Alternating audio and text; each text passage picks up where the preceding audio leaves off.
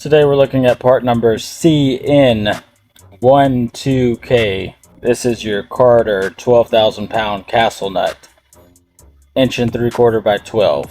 So this can be used on the Carter 12,000 pound axles, the Rockwell American 12,000 pound axles, the Lippert 12,000 pound, and the Alco. All interchangeable. All of them with the 120 spindle that has the big castle nut like this.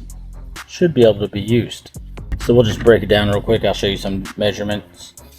So the overall on it is going to be 2.69. The width of this castle nut is 1.27 inches. The inner diameter right here is going to be 1.68. So fairly common, and we pretty much always have these in stock. So if you need to replace one, just check us out at trailerpartsunlimited.com or trailerkits.com, or you can give us a call at 844-898-8687, or just stop by our distribution center here in Huntsville, Texas, and we'd love to help you out. Thank you.